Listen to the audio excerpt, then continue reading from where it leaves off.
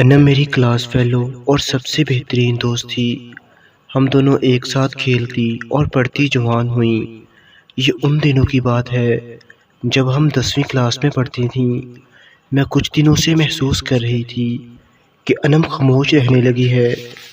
یہ بات مجھے ہضم نہیں ہو رہی تھی کیونکہ وہ بہت بولنے والی زندہ دل لڑکی تھی۔ میرے بار بار پوچھنے پر بھی کچھ نہ بتا رہی تھی۔ ایک دن ہاف ٹائم کو میں اس کو ڈھونڈتی ہوئی اسکول کے باغیچے میں جا پہنچی۔ وہاں جا کر دیکھا انم گھٹنوں میں سر دیے بیٹھی ہے۔ میں نے پاس جا کر اس کو مخاطب کیا۔ مجھے دیکھ کر وہ پھوٹ پھوٹ کر رونے لگی۔ میں خود پریشان ہو گئی تھی۔ میں نے اس کے پاس بیٹھ کر اسے اپنے ساتھ لگا لیا اور دلاسا دینے لگی۔ میرے پوچھے بنا ہی اس نے جو بات مجھے بتائی اس نے میرے پیروں تلے سے زمین نکال دی۔ انم نے بتایا کہ اسے شک ہے کہ وہ ماں بننے والی ہے، اس لیے کچھ دنوں سے پریشان ہے۔ میں نے پوچھا کہ یہ سب کیسے ہو گیا؟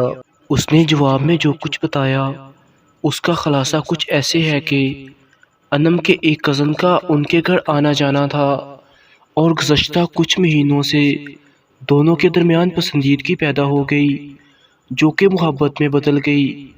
بات خطوہ کتابت سے ہوتی ہوئی تنہائی میں ملنے پر پہنچ گئی تھی۔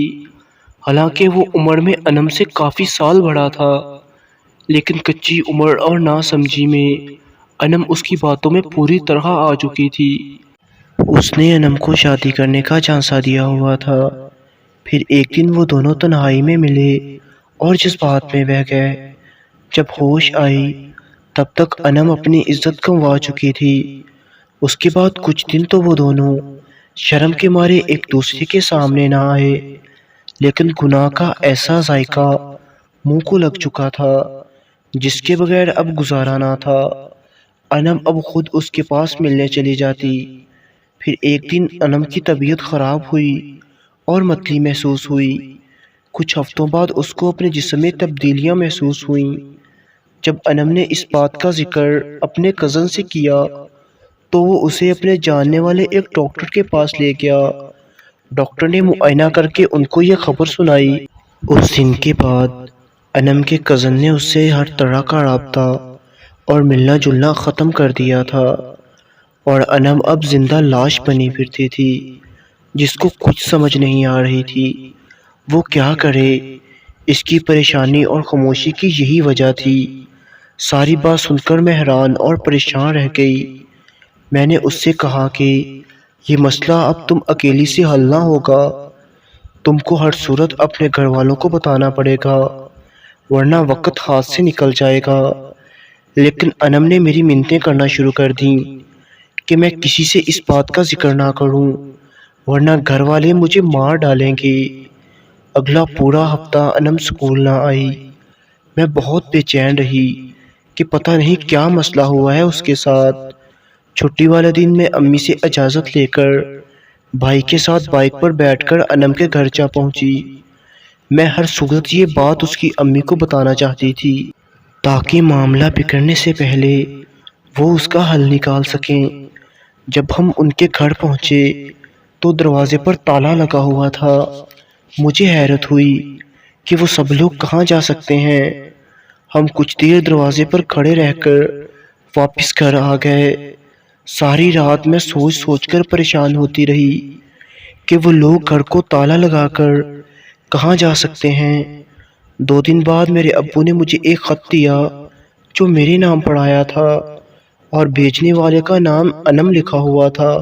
خط پر بھیجنے والے نے اپنا پتہ نہیں لکھا تھا۔ میں نے کمرے میں جا کر خط کھولا اور پڑھ کر بہت دیر تک روتی رہی۔ لکھا تھا، پیاری دوست اقصیٰ، جب تم کو خط ملے گا ہم لوگ دوسرے شہر جا چکے ہوں گے۔ میں نے بہت سوچ سوچ کر اپنی ماں کو سارا ماجرا بتا دیا تھا۔ میرے والدین پر کیا بیتی ہوگی مجھے لکھنے کی ضرورت نہیں، تم خود سمجھ سکتی ہو۔ میرے گھر والوں نے بدنامی کے ڈر سے اچانک شہر چھوڑنے کا فیصلہ کر لیا تھا اور ہم لوگ 2 دن میں ہی نئے شہر جا کر آباد ہو گئے۔ میرا علاج بھی کروا لیا ہے۔ میرے لیے پریشان مت ہونا، اگر موقع ملا تو خود رابطہ کروں گی۔ بس میری ایک بات یاد رکھنا، جب کوئی لڑکا تمہارے قریب ہونے کی کوشش کرے تو اس سے تنہائی میں ملنے سے پہلے اپنے والدین کا چہرہ ضرور یاد کر لینا، جو تمہاری عزت کو لے کر جی رہے ہیں۔ والسلام، تمہاری بد نصیب دوست انم۔ تو دوستو، کیسی لگی آپ کو کہانی؟ کمنٹ باکس میں ضرور بتائیے گا۔ والسلام۔